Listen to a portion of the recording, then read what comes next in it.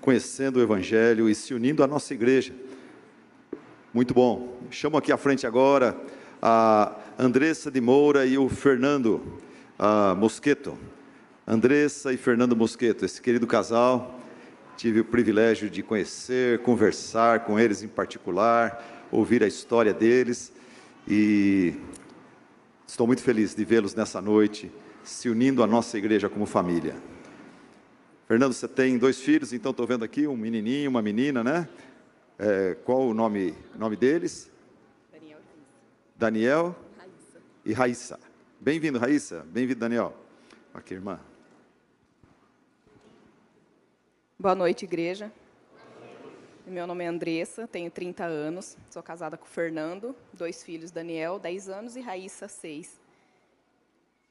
Nasci em um lar cristão, onde meus pais já serviam ao Senhor em uma determinada denominação evangélica. Me batizei aos 14 anos, por medo de ir para o inferno, pois acreditava que o batismo era salvífico, sem conversão verdadeira. Quando me batizei, eu não tinha o mínimo de conhecimento bíblico. Aos 20 anos de idade, quando passei por um processo difícil em minha vida, Deus começou a entrar em meu coração de uma forma sublime. E então começou o meu processo de conversão verdadeira. Durante esse processo, eu percebi que eu precisava ser salva verdadeiramente. Foi como se Deus estivesse usado o meu sofrimento para me corrigir. Como está escrito na carta aos Hebreus, capítulo 12, versos 6 e 7. Pois o Senhor disciplina quem ama e castiga todo aquele a quem aceita como filho. Perseverem na disciplina. Deus os trata como filho. Ora, que filho não é disciplinado pelo pai? Nesse tempo, orei ao Senhor e pedi para que Ele me preparasse um esposo que tivesse o mesmo propósito que o meu, de amar e servir ao Senhor. Aos 22 anos de idade, me casei, onde eu e meu esposo permanecemos nessa denominação por mais alguns anos, até dezembro de 2023. Procurávamos uma igreja bíblica onde recebemos um convite para conhecer a IBCC. Em janeiro de 2024, participamos do primeiro culto na IBCC, culto com ceia. Fomos muito bem recepcionados, além de encontrar o que procurávamos, pregações bíblicas, louvores cristocêntricos e pastores compromissados.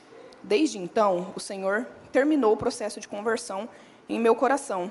Hoje compreendi que sou salva pela graça, e isso não provém das minhas boas obras, como eu acreditava. Eu andava longe do meu Salvador e ainda pensava que o estava agradando. Minha vida e consciência mudou. Compreendo a necessidade de me batizar e de confessar publicamente a minha fé em meu único e suficiente Salvador, Jesus Cristo. Um dos textos que mais me impactou foi o de Lucas 14, 26. Se alguém vem a mim e ama o pai, a mãe, a mulher, os filhos, os irmãos e as irmãs, e até mesmo a própria vida, mais do que a mim, não pode ser meu discípulo. Como está escrito também em João 8,36, portanto, se o Filho os libertar, vocês de fato serão livres. Hoje me sinto livre em Cristo. Esse é o meu compromisso de fé e lealdade a Deus e à sua igreja. Amém. Amém, amém. Glória a Deus.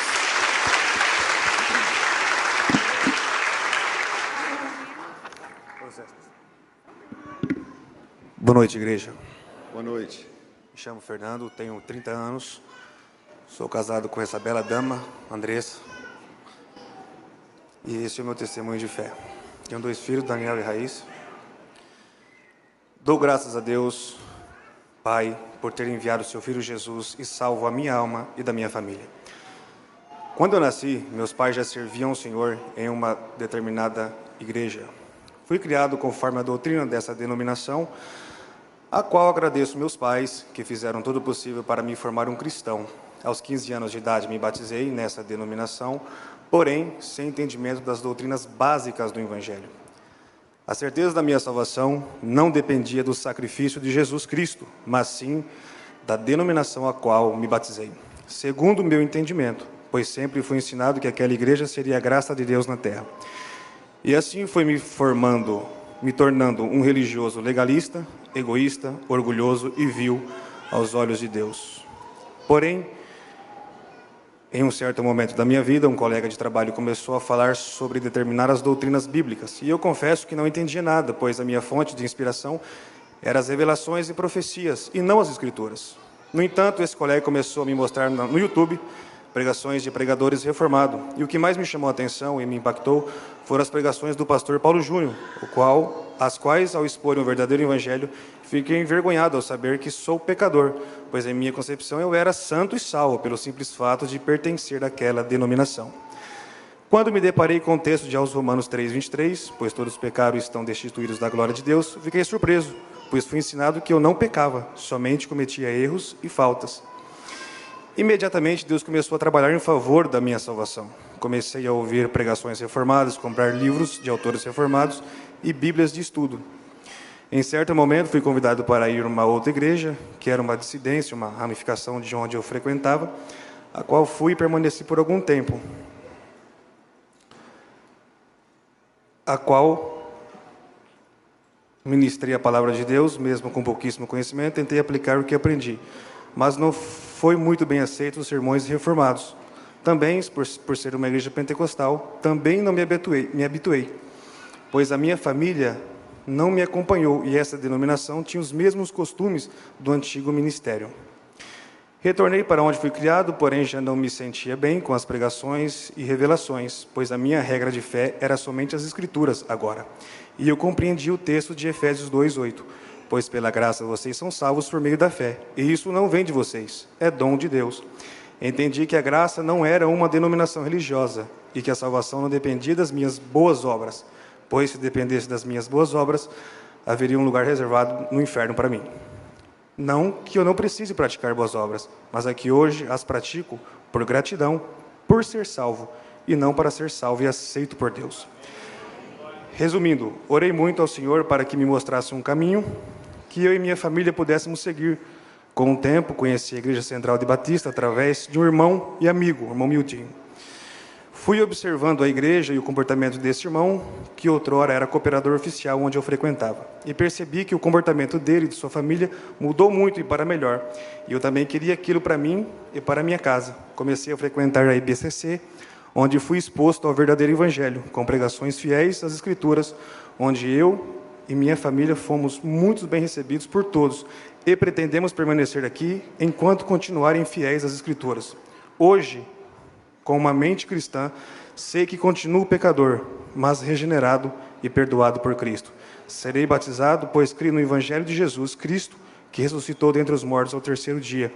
Essa é minha declaração pública de fé diante dessa igreja e meu compromisso com Deus. Tenho toda a certeza que somente o sangue de Jesus Cristo pode me salvar e me limpar de todos os meus pecados. 1 João 1:7.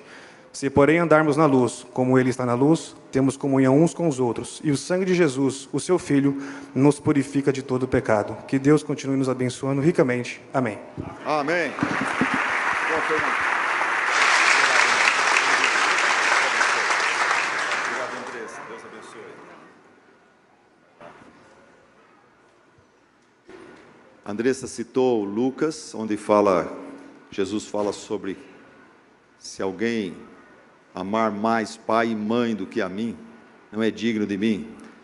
É uma experiência de muitos desses irmãos que vêm dessa igreja, que quando saem dela, os parentes se voltam contra, e os recusam, e os rejeitam, e os consideram apóstatas, e é uma experiência muito difícil que esses irmãos enfrentam. Quando alguém para de frequentar nossa igreja aqui, vai para uma outra, a gente continua amando, abençoando, desejando que eles se deem bem, que eles cresçam, que seja uma bênção, mas não é assim em todas as igrejas. Tem igrejas que amaldiçoam a pessoa quando a pessoa sai, e é muito esquisito. A gente ora para que a pessoa um dia volte, né? Se for o caso de se desviar, mas a gente continua amando, né? Mas é difícil, para quem vem de igrejas que tem esse costume, que tem essa prática, e a própria irmã sofre muito dessa forma, nessa situação. Vamos estar orando por ela e por todos os outros que pela manhã e agora à noite estão se batizando e estão enfrentando essa rejeição, que é dura, é difícil, machuca muito. Ok, agora vou chamar aqui o Felipe.